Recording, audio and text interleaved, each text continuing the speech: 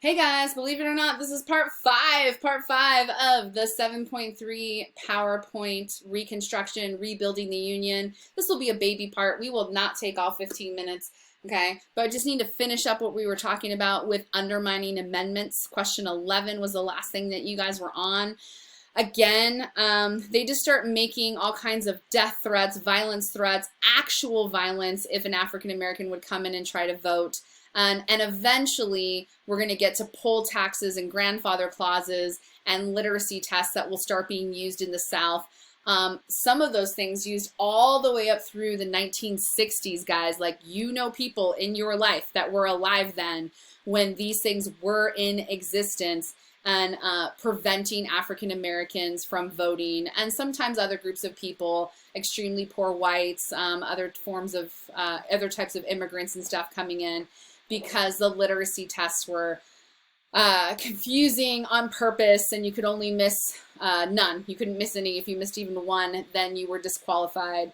And poll taxes could be as much as they wanted them to be, so it would become unaffordable for poor African Americans just starting out, right? Just having gained their freedom and not wealthy to be able to vote. So just a travesty, a very dark spot in our history with all this racism that, you know, was present in the South for decades and decades, and frankly is still around in some parts of our country even today, okay? So if you need more time on this one, push pause, okay? Because here we go.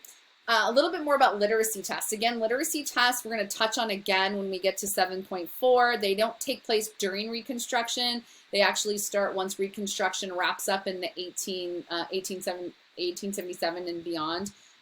Literacy test starts after that. And so some things that they might include, just to give you an example of how to stop African Americans from voting. First of all, if you were a white, you would walk in and they wouldn't even give you a literacy test, right? So, or they'd give you one and it was extremely easy, like say the alphabet, okay? Or something super simple.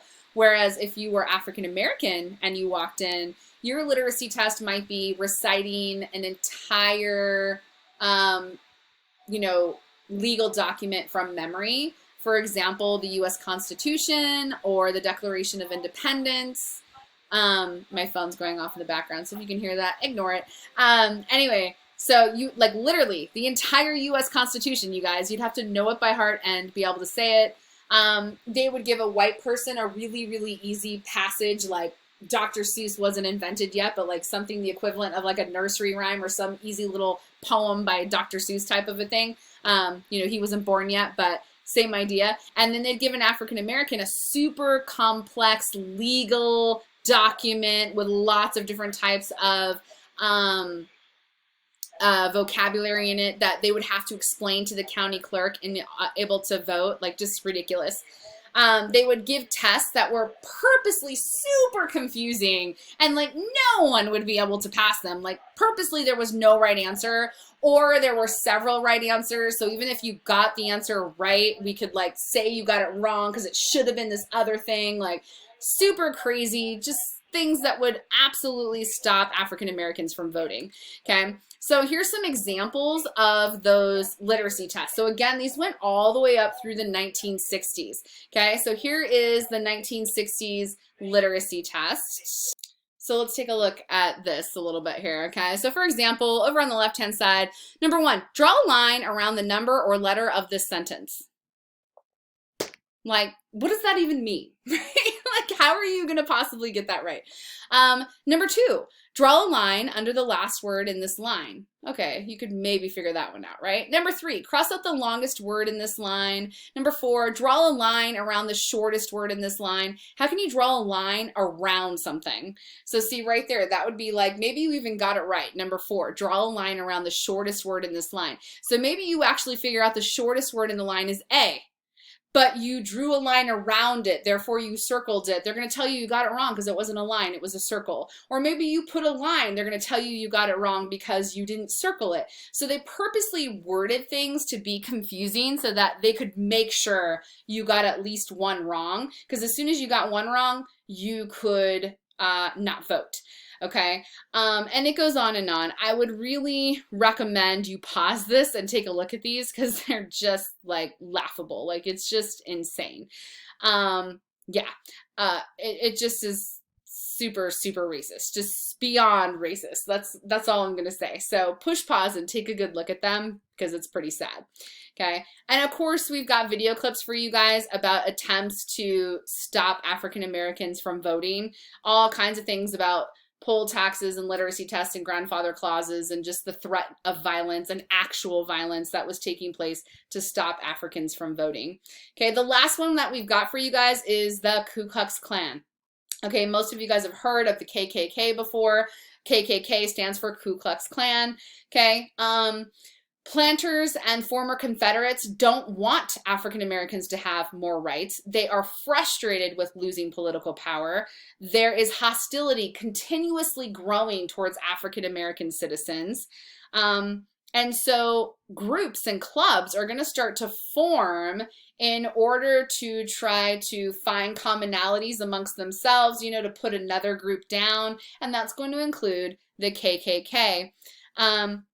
So racism and riots and assaults and fires of burning down schools and businesses and churches and things are becoming commonplace as the tensions between white and blacks are mounting. And it's not typically the blacks burning down white schools or white businesses or white churches. It's white people burning down black churches and black businesses and black schools.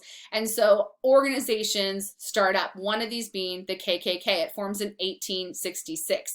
And they are developed really to harass, intimidate, and physically harm black people. Now, you can say that for like a nanosecond, like literally at the very, very beginning of the KKK forming, it was a group of people concerned that black rights were actually so much on the spotlight, and everybody was being so politically correct about black rights that the whites felt that they were being treated unfair.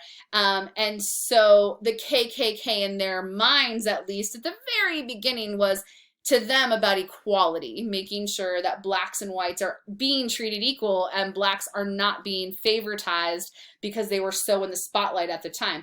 Even if that was true, it very quickly becomes about racism and white supremacy and power over African Americans. Okay, and so really pretty much from the get-go, the KKK is about harassing and intimidating and physically harming African Americans throughout the South. They would attack African Americans, they would beat them up for, finding an attraction to a white person, to, trying to act equal in society, just with, common body language or in something that they said or a job that they applied for or something, in trying to vote, right? They would burn down houses, they'd burn down Freedmen Bureau schools, they do all these type of things. They're just pretty much trying to keep African Americans powerless. Because remember, you guys, they just got their freedom. Most of these people don't have a house, they don't have tools, they don't have money, they don't have really any other skills besides knowing how to farm. And so African Americans are starting at the very bottom and trying to, just by their own, willingness to work and their excitement about freedom, pull their way up the ladder and make a better life for themselves. And so the KKK and other groups like them were all about keeping the African American community down and not letting them make advancements in society. The federal government does step in 1870, about 4 years into the KKK existing, and trying to put committees together and things at the federal government level to stop the KKK. And their power does lessen. So towards the middle and end of Reconstruction, they become very popular, and then the federal government steps in and they lose some of their power. Okay, but then they're going to resurge again in the early 1900s into the 19-teens and 20s and 30s, become quite popular again. Okay, men, women, kids, okay, talk about learning racism from an early age. Yeah. Okay, so that's a Ku Klux Klan trying to keep people from voting, trying to keep people from owning property or getting jobs just through intimidation and harassment and actual beatings. Lynchings became common. Lynchings is a public hanging of a person to send a sign, you know, and show punishment. We do have video clips on the KKK, so you're better informed about their history and things about that. Okay, and that would conclude this PowerPoint. All right, guys, so you've got a summary to write. Make sure you follow the directions on your summary for this. Do a good job. Don't forget you need detail, detail, detail, and I will see you soon. Have a nice afternoon. Make good choices. Remember, you can make a difference.